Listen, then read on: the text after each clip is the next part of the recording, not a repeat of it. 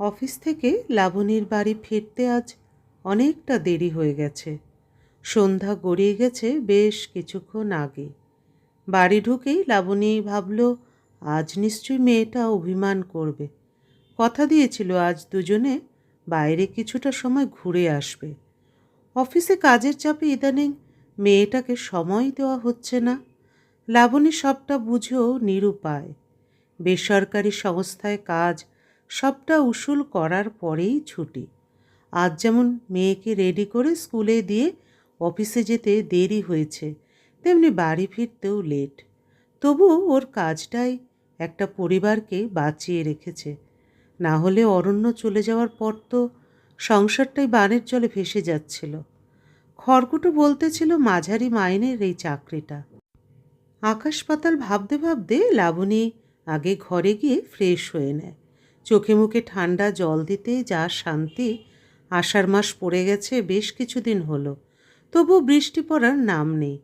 কলকাতা শহরের এই গরম, তারপরে কাজের প্রেশার, লাবণীর পুরো নাজেহাল অবস্থা। চুলগুলো নিয়ে আলগা খোপা করে বেরিয়ে এলো ঘর থেকে। শাশুড়ির ঘরের সামনে দাঁড়াতেই দেখল বছর পাঁচেকের রাশি পড়তে ব্যস্ত।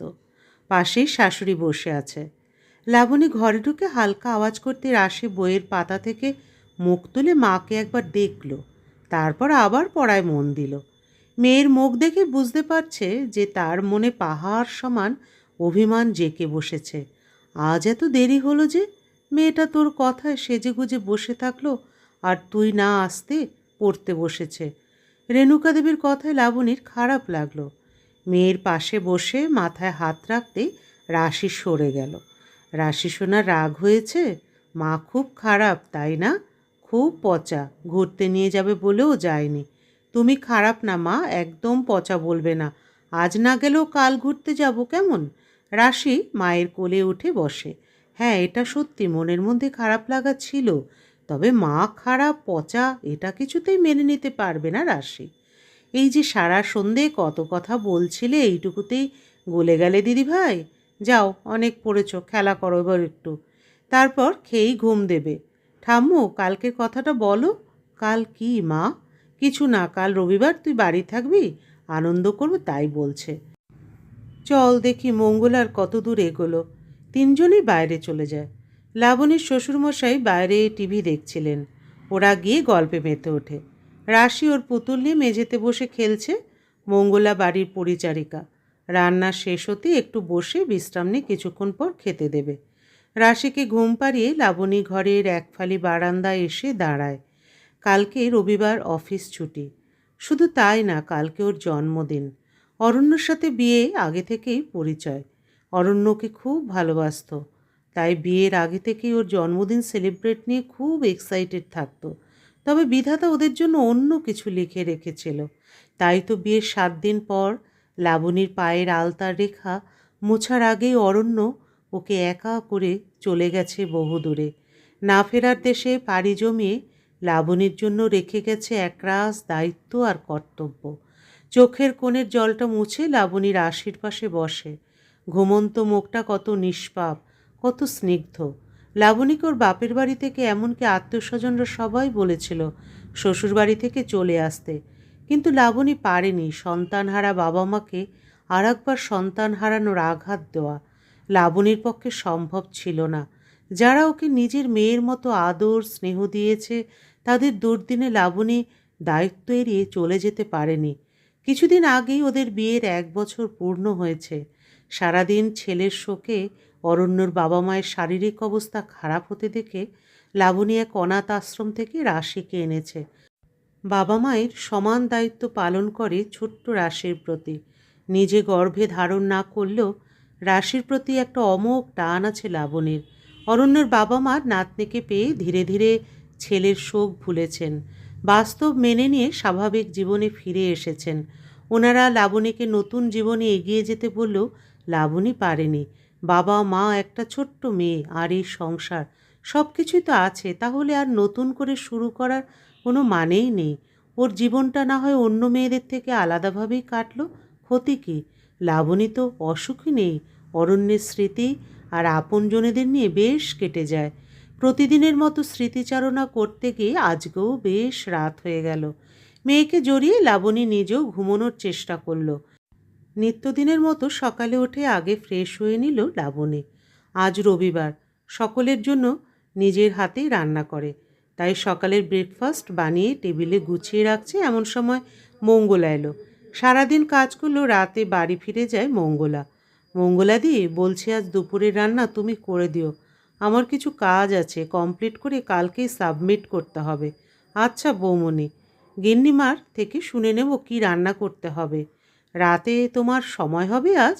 কেন গো, কোনো দরকার? না, আসলে ভাবছি আজ সবাই মিলে সিনেমা দেখে খেয়েই ফিরব, তুমিও আমাদের সাথে যাবে। মঙ্গলা অনেকবার না করলেও লাবণীর কাছে হার মেনে রাজি হয়ে যায়। পরিচারিকাকে বাড়ির কাজের লোক নয়, বরং পরিবারের এক অন্যতম সদস্য হিসেবে দেখা উচিত। সকালে সকলে একসাথে খেয়ে নিয়ে লাবণী ঘরে চলে গেল। এখন কাজগুলো করে রাখলে রাতে নিশ্চিন্তে ঘুরতে পারবে। রাশিও ঠাম্মার সাথে বাইরে খেলা করছে। লাবণী একবার ওর মাকে ফোন করে। মায়ের থেকে জানতে পারে দাদা আর বৌদি বাপের বাড়ি গেছে। ওর মায়ের যে মনটা খারাপ বেশ বোঝা যাচ্ছে। তবুও কিছু করার নেই, সব কিছু তো আমাদের ইচ্ছে মতো হয় না। বাস্তবে চাওয়ার পাওয়ার মাঝে যে ব্যবধান, সেটাই জীবন। তাই এই ব্যবধানকে মেনে নিয়েই এগোতে হবে সকলকে। কারণ যত বাধা বিপত্তি থাকুক না কেন, জীবন তো থেমে থাকে না, সে সর্বদা প্রবহমান তার আপন গতিতে। কাজে মগ্ন হয়ে কখন যে সকাল পেরিয়ে দুপুর নেমেছে লাবণী বুঝতেই পারেনি। সম্মিত ফেলল মেয়ের ডাকে। মা, স্নান করে নাও, খাওয়ার সময় হয়ে গেছে। আর তুমি স্নান করবে না? ঠাম্মুর সাথে করে নিয়েছি, তাড়াতাড়ি নিচে এসো। রাশি বাইরে চলে যায়। লাবণী সব কিছু গুছিয়ে ওয়াশরুমে ঢোকে। কিছুক্ষণ পর বাইরে এসে পোশাক বদল করবে, তার আগে বিছানার দিকে নজর যায়। নতুন শাড়ি, তার সাথে প্রয়োজনীয় সামগ্রী, হালকা কিছু গয়না, একটা বেলি ফুলের মালা রাখা। কিন্তু কেন? পাশেই রাখা ছোট্ট সাদা কাগজে চোখ যায় লাবণীর। কৌতূহল মেটাতে হাতে নিয়ে ভাঁজ খুলতে নজরে আসে লেখা আছে, বিনা বাক্যবায়ে তৈরি হয়ে বাইরে আয়। মনে অনেক সংশয় নিয়ে লাবণী রেডি হয়। আলগা খোপা করে বেলি ফুলের মালা দিয়ে উঠে দাঁড়ায় আয়নার সামনে। আজ অনেক দিন পর এভাবে সাজল। আজকাল তো নিজের দিকে তাকাতে ভুলেই গেছে লাবণী। বাইরে বেরিয়েই আর এক দফা চমকে ওঠে। মেঝেতে আসন পেতে তার সামনে ওর পছন্দের রকমারি খাবার সাজানো। রেণুকা দেবী লাবণীকে বসিয়ে প্রদীপের আলো মাথায় ঠেকান। লাবণী তো কিছুই বুঝতে পারছে না। ওর বাবা মাও এসেছে। কোথায়? সকালে তো কিছুই বলল না। মা, এসব কি হচ্ছে? বৌমার জন্মদিন পালন হচ্ছে, তুই কি ফেলনা নাকি? তাই আজ সব নিজের হাতে করেছে শুধুমাত্র তোর জন্য। এই গরমে এত রান্নার কি দরকার ছিল বলো তো? খাওয়ার সময় বেশি কথা বলতে নেই। তোর মায়ের হাতে হাতে করে দিয়ে কিছুটা কষ্ট আমি কমিয়ে দিয়েছি। পাশ থেকেই অরণ্যের বাবা বলে ওঠেন। রাশি ছোট্ট হাতে গ্লাসে করে জল এনে রাখে। হাসতে হাসতে বলে, এবার শুরু করো মা। লাবণীর এখনও বিশ্বাস হচ্ছে না এই পোড়া কপালে এত ভালোবাসা লিখে রেখেছিল ভগবান। ওদিকে লাবণীর বাবা মা আজ বুঝতে পারছেন কেন মেয়েটা ওনাদের কথা মেনে সংসার থেকে বেরিয়ে আসেনি। আসলে জীবন নতুনভাবে শুরু করতে পারত, তবে এই নিঃস্বার্থ ভালোবাসা শুধুমাত্র এখান থেকেই পাবে। মেয়েটার সুখ নিয়ে আক্ষেপ থাকলেও আজ দুজনে দু চোখ ভরে মেয়ের সুখ উপভোগ করছেন। সারাটা দুপুর এভাবে কেটে যায়। লাবণী তো কেঁদেই ফেলেছিল সব দেখে। অরণ্য উপর থেকেই ওদের এভাবে দেখে আজ খুব খুশি। বিকেল হতেই সকলে মিলে একসাথে বেরিয়ে পড়ে সিনেমা দেখে আশপাশটা ঘুরে তারপরে একেবারে খেয়েই বাড়ি ফিরবে। ওর জন্মদিনের চমক নতুন করে যেন স্বাদ পেল জীবনে বেঁচে থাকার। তাছাড়া লাবণীর কাছে মন্দ লাগেনি ব্যাপারটা। এই বিশেষ দিনটা পালন করে ওকে যে ভালোবাসা দিয়েছে বাড়ির সকলে, যা ওর প্রতিনিয়ত বেঁচে থাকার ইচ্ছেকে বহুগুণ বাড়িয়ে তোলে। গল্পের সমাপ্তি এখানেই। আবার দেখা হবে পরবর্তী আরেকটি গল্পের সাথে।